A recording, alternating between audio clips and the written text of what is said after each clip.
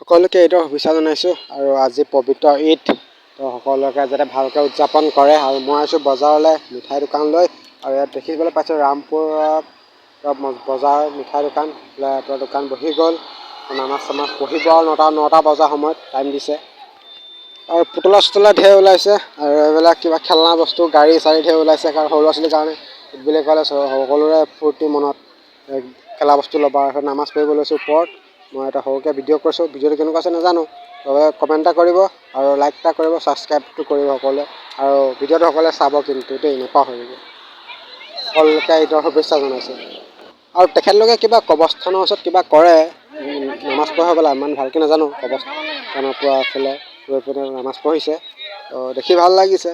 সকলোলৈকে ঈদৰ শুভেচ্ছা থাকিল আৰু দেই। আৰু ঈদৰ বজাৰৰ পৰা আহি দেখিলোঁ এক্সিডেণ্ট, সৰুকৈ এটা এক্সিডেণ্ট হ'ল। 3টা ল'ৰাই মাৰি থৈ পলালে বুলি শুনিছোঁ, আৰু স্কুটিখন অৱস্থা এয়া। আৰু এইফালে বেলেগ মানুহ এজনে দুখ পাইছে, আৰু এইটো ল'ৰাটো অকণমান জখম হৈছে, আৰু এটা আছিলে। আৰু এখন স্কুটিখনৰ অৱস্থা। এক্সিডেণ্ট হোৱা 2 ঘণ্টাৰ পিছতে বাবা দুজন লৈ গৈছে নাৰায়ণপুৰলৈ। ঈদৰ দিনাই দুজন হাতী দেখি পাইছোঁ বাবা।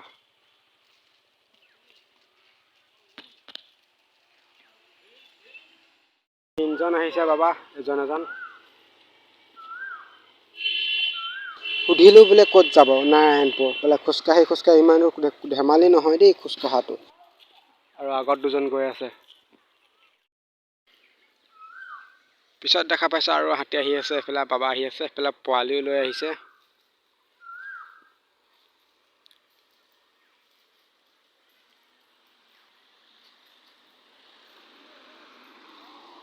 দিয়কচোন, বাবাজন ইমান দূৰ খোজকাঢ়ি নিয়াটো ধেমালি নহয়। আৰু এইফালে পোৱালিটো আহি আছে। ধুনু মাইনা